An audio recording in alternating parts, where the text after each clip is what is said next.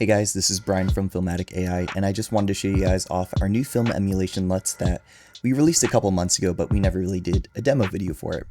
So this is still based on the 250D film emulation that we have in the plugin, but we wanted to create an easier to use standalone version that has the Rec 709 built into it. So we built these film emulation LUTs based on over 100,000 points of data of actual 35mm film that's designed specifically for each camera. We're going to dive straight into Resolve and we'll show you exactly how close it is to matching 35mm film and then where to take it from there.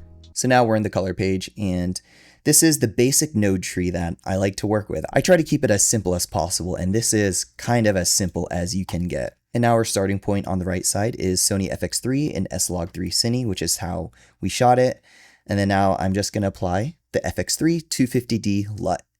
Already that's extremely close to the image on the left. But I guess one starting point that we could do is just normalizing the exposure, because these were also taken at 2 separate times of day, so the lighting changed slightly. I'm not using a color wheel at all. I'm just going to be using my mouse to show you how simple it is, again, to create a look in a very fast way. So we'll just bring up the gain, adjust the gamma a little bit higher, and then temperature and tint. I mean, it's very close. I guess we could use just a little bit of magenta, so we'll add 3 points of magenta. I actually think it could be a little more magenta. There we go. Color isn't the only thing that makes film film. You're looking at a lot of the spatial characteristics, such as grain and halation, and we're just going to use Resolve's built-in halation. So halation, we're going to drag it on there. Boom. So for grain, what I like to use is the film grain built in directly to DaVinci Resolve, so you don't have to buy a third-party film grain emulation. I think this is honestly decent enough, and it's pretty flexible. So we're going to add it on. It's pretty subtle right now, so what I like to do is I actually like to 35mm 400T and then crank up the opacity to about 75. Texture, I guess if we bring it all the way to the right, it makes it finer. If we bring it to the left, it's more noticeable. That's obviously way too much, but if we want to look at actual 35mm film, it's fairly fine, especially for daylight stock. So somewhere in 50%. That's a little too much in my opinion. And then maybe we could bring this down. So we don't have a specific grain emulation, just because that's not something we're focused on as a company. But there are a lot of companies that do film grain much better than we could, honestly. I'm just using the reference of 35mm film and dialing it in roughly to what I think is good to my eye. And I think that's something important, that, again, this isn't necessarily an end look that you should just drop in and be done. But it's just a starting point to then expand upon. And then the other part is just halation. In my opinion, everyone overdoes halation. And when we say halation, it's this bleeding of the red layer in the film against a highlight typically. So you can see how there's this red edge that bleeds in. And it's actually much more subtle than you think. But when we go into the FX3, what we can do with the plugin in Resolve is view isolated areas. And again, we want to adjust the threshold. So it's, again, kind of on that edge. Maybe right there, normalization. Somewhere in that world. So we can increase the strength. Now we see it kind of bleeding on the edge. And then we're going to adjust the threshold a little bit more. So again, you can see kind of how the image is changing as I'm sliding it. So we're going to dial it in roughly to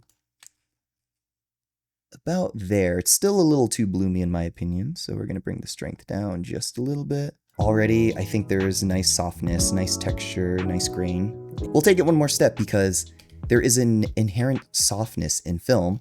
And what I like to do if I really want to get closer to the look is just de-sharpen it.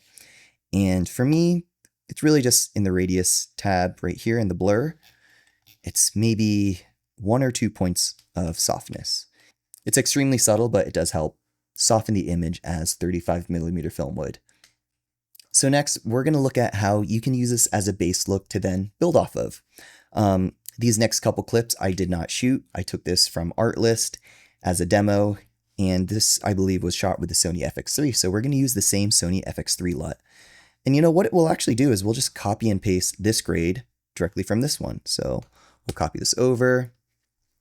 Obviously, it's different in terms of exposure and tone and feel, but we'll just use this as a starting point again. We'll keep the spatial nodes, halation, grain, and desharpen. But what we'll do is we'll just change the tint and lift gamma gain. And I really love the texture of this already. Maybe the halation is a little too strong because obviously this is a much more backlit image. So maybe we'll just bring the strength down a little bit there. And then tint and temp, I think it could be a little more warm. Again, this is just building a look on top of this base 250D film look that we already started with. So we'll just bring it a little warmer and maybe slightly more green. Cool. And then exposure, we'll just bring up the gain, gamma.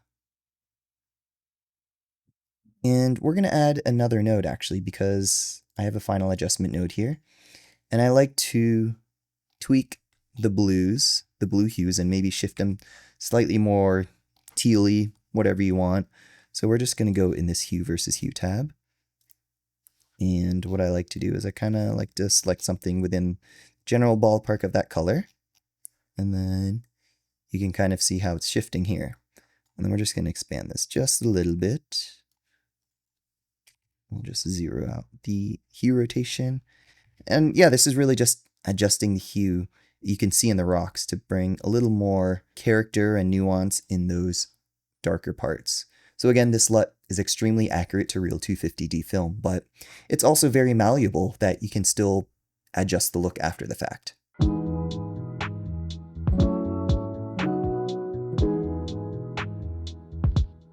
So we're going to use this exact same node tree and structure from the previous shot, and I'm just going to copy and paste it in, and we're going to zero everything out, except the LUT that we adjusted, and we haven't really touched that. We still have our desharpen, halation, and grain adjusted that we just took straight from the previous shot.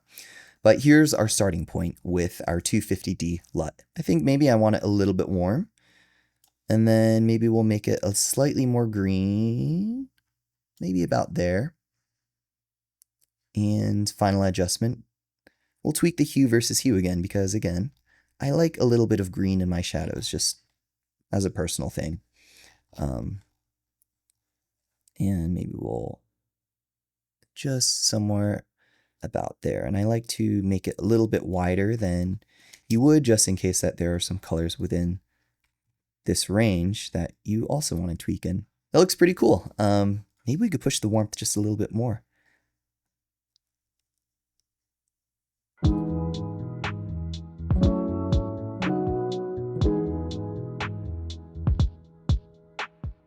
So now this is a clip from the red Komodo. I did not shoot this again, but what I did was just apply our 250D film emulation LUT designed specifically for the red Komodo. This is the LUT itself, no other adjustments.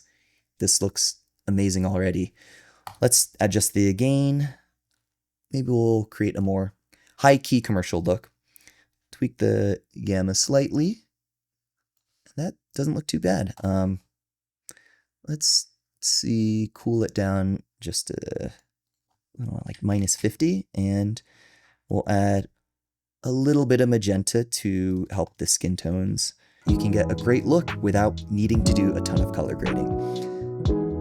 So we're going to do something a little bit different with the shot. We're going to use the Redlog 3G10 to Kodak 250D Cineon log version of the LUT, and then use Resolve's built-in film look as a starting point. So this is a film print emulation, and these film print emulations in Resolve were designed for a Cineon log curve, which is what we created the transform with our algorithm. The starting point is Redlog 3G10 shot on the red Komodo. End point is Kodak 250D Cineon log, which is the LUT that's included. And then from there, we're going to do a film print LUT after the fact, because this was designed for Cineon log, as is our LUT. So we'll do Fujifilm. I like Fujifilm. Doesn't really exist anymore, but it kind of has a cool green look to it. So we'll do that. And that's a pretty good starting point. This shot in particular started very low contrast, and Personally, I kind of want to add contrast back into it. So we'll bring up down the contrast, we'll bring up the gain, we'll make it a little bit more dynamic, a little bit more moody, so to say. And then with the temp, it's a little bit magenta, so we'll just push slightly green. I kind of want to keep a little bit of that warmth in the skin tone, but we're just going to kind of play it both ways there. And then we're going to add contrast back in. Let's add actual color grades and use color wheels. So we'll push a little bit more warmth here, and then some gamma. I'm just using my mouse, by the way, and I typically use a color wheel, but I wanted to show you that you don't really need those tools to get a cool, nice image out of.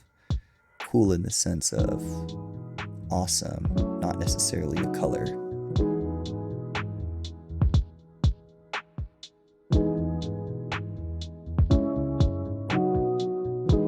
So there you have it. I just wanted to show off these awesome film emulation LUTs that we created at Filmatic AI.